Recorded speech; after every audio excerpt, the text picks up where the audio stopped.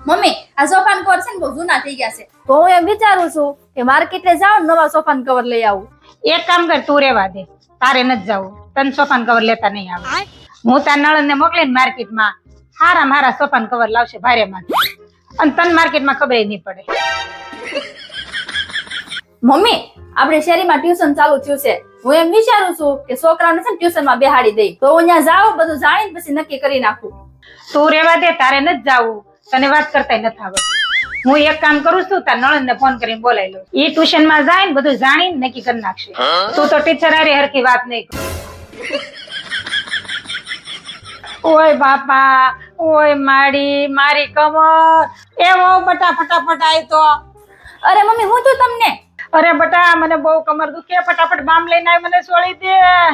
અરે મમ્મી મને ક્યાં હારું બામ છોડતા આવડે છે, અને હું બામ છોડે ને ઊંધી નસ દબાઈ જાય તો તમને વધારે દુખાવો થાય. એના કરતા એક કામ કરો, તમે બેન ને ફોન કરીને બોલાવી લો. અરે એના જેવું બામ તો કોઈને છોડતા ન આવડે. આખો દિવસ તો દીકરીના વખાણ કરતા હોય, જયારે સેવા કરવાનો વારો આવ્યો ત્યારે ઓમી યાદ આવે. ભાઈ તમને કહું, લ્યો ને આ સોડા પી જાવ ને. હું આ ફ્રીજ સાફ કરતી હતી ને, કીધું ને આ સોડા પડી હશે, મેં કીધું ફેંકી દેવા કરતા તમને પીવડાવી દઉં.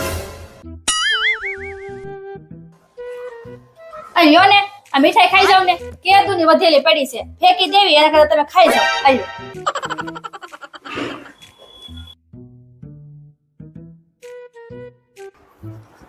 એય હું આ તારી વધેલી મીઠાઈ પૂરી કરવામાં પેટમાં દુખાવો થઈ ગયો મારે. આ શું કરશો તું? અરે કાઈ નહીં, આ એક્સપાયરી ડેટ વાળી દવા છે ને બધી અલગ કરું છું. પેટમાં દુખવાની દવા આ તમને કહું. ક્યાં જાવ છો? ઉભા તો રહ્યો, તમને કહું. અરે ફેર જવાનું થોડી કોઈ રજા લેવાની હોય, જ્યારે મન થાય ને ત્યારે આવી જવાનું હોય, એમાં કોઈ પૂછવાનું જ ન હોય. અને એવું થોડું હોય કે દીકરી હારે વહી જાય તો આ પિયર એનું ઘર નો કહેવાય. અરે આ પિયર એનું ઘર જ છે. અરે જ્યારે મન થાય ત્યારે આવવાનું, જ્યારે મન થાય ત્યારે જવાનું, એમાં કોઈ પૂછવાનું જ નહીં. અરે વો બટા, આવી ખોટી શિખામણ કોઈને ન દેવાય. હારે ગયા પછી હાસુ ઘર તો એનું હારું જ કહેવાય.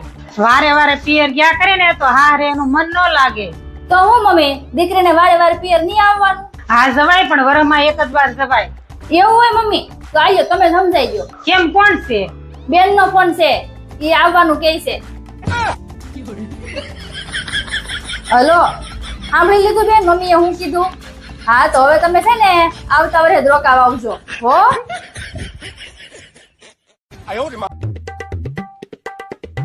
આય તમને કહું, હા આ પાગલ માણસો કેવા હોય?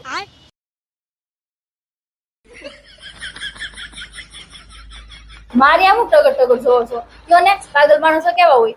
શું કેવા હોય?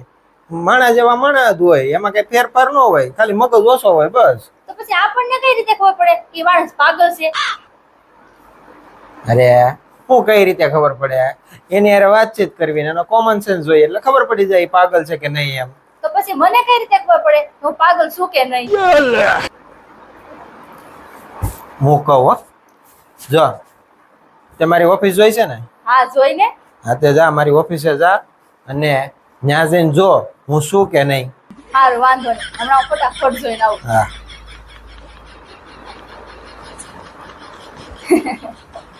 મને ખબર પડી ગઈ કે તમારો કહેવાનો મતલબ શું છે એમ. તમારો કહેવાનો મતલબ એમ છે ને કે જો હું પાગલ હોત તો તમારી ઓફિસે જઈને ચેક કરત કે તમે ઓફિસે છો કે નહીં. પણ હું પાગલ નથી, હું તમારી ઓફિસે નહીં જાઉં, હું અહીંયાથી ફોન કરીને પૂછી લઈ કે તમે ઓફિસે છો કે નહીં. લાવો ને તમારો ફોન આપો ને પૂછી લો તમે છો કે નહીં ઓફિસે. મારા ફોનમાં બેલેન્સ નથી એટલે હો.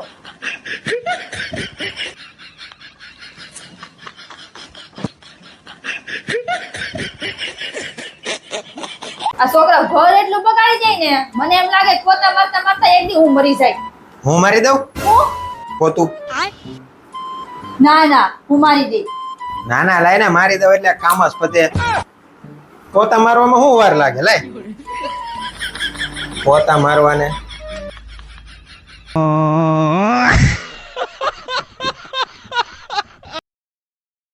હું જાઉં છું. તો રાતે ઘરે આવો ને એમાં તો ચાઉમીન લેતા આવજો. કેમ ઘરે રસોઈ નથી બનાવવાની? આજ મને રસોઈ બનાવવાનું મૂડ નથી. તો મારે શું ખાવું? તમારે જે ખાવું હોય તમારે લેતા આવજો. અને આ ઓલું નવું રેસ્ટોરન્ટ બન્યું છે ને ત્યાંથી મારે તો ચાઉમીન લાવજો. લગન પેલા તો ચાઉમીન લારીએ ખાઈ લેતી હતી. તમે લગન પેલા સાયકલ જ હાંકતા હતા.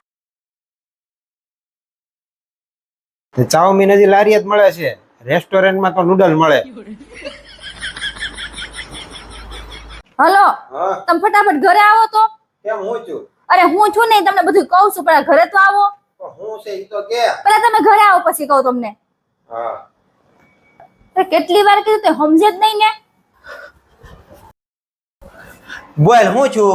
હું થાય આ તમે કેવો એસી વાળો મોકલો. શું કર્યું એસી વાળાએ? હાલો હું તમને બતાવું હું છું એમ.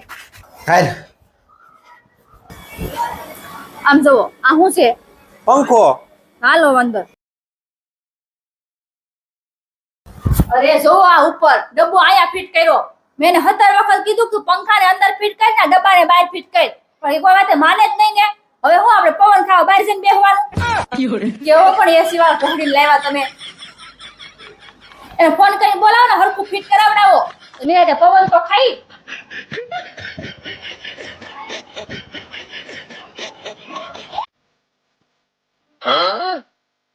દુકાન ખાલી?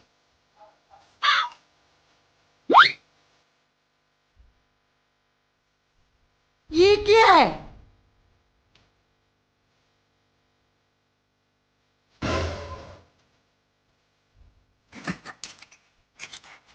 બોલતા નહીં કોઈ.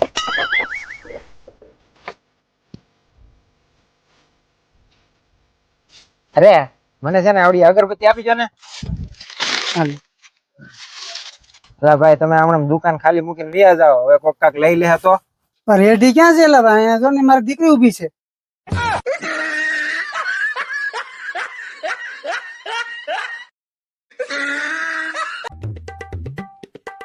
આયો હું છે પણ હું છે તમે આખા ગામને પૈસા આપ્યા છે, તમને એમ થાય કે મારી પત્નીને ક્યારે 2 રૂપિયા આપું એમ. તમે જ્યારે જ્યારે પૈસા આપ્યા ને અત્યારે ફોન કરો ને પૈસા પાછા મગાવો. સારું હાલ, હવે તું જ મને કે પેલા કોને ફોન કરું કે. જેને પૈસા વધારે આપ્યા ને એને ફોન કરો. સારું હાલો. અરે ભાઈ મેં તને ઓલા પૈસા આપ્યા ને એ મને છે ને હું પણ ધીમે ધીમે વાત કરો છો. આપણે પૈસા લેવાના છે, દેવાના નથી. લાવો મારી પાસે. હલો, આ તમને જે પૈસા આપ્યા છે ને એ આજ રાત સુધીમાં છે ને અમારા ખાતામાં આવી જાવ જોઈએ, નહીતર છે ને તમારા હારા વાત નહીં રહે. આમ વાત કરાય, ધીમે ધીમે નો વાત કરાય. કયા દોસ્તારને ફોન કર્યો તો? કયો દોસ્તાર? આ ફોન કોને કર્યો તો? તારા ભાઈ ને. એની પાસેથી જ વધારે લેવાના છે. કઈ નહીં, ઈ મને મારા પૈસા તો છૂટી જાય, તે મારું કામ હેલું કરી દીધું. શાબાશ.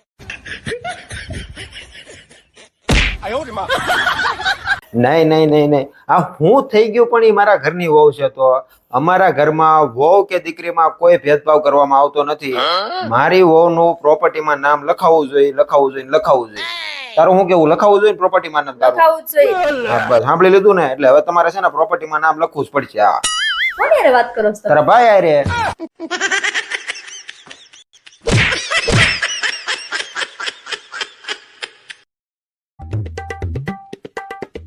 લ્યો બદામ ખાઓ. માર નથી ખાવી બધા. હું નથી ખાવી. અરે આ બદામ ખાવાથી યાદ શક્તિ વધે. કોઈ ખાધી છે બદામ? મને એક વાતનો જવાબ આપો કે 1 કિલો ઘઉંમાં કેટલા દાણા આવે? ઈ કેવો સવાલ છે? ઈ મને થોડી ખબર હોય. આ કરો તો. હા અને હવે મને એમ કહો કે 1 ડઝન કેળામાં કેટલા નંગ કેળા આવે? 12. જોયું ને, બદામ ખાધા ભેગી યાદ શક્તિ આવી ગઈ ને.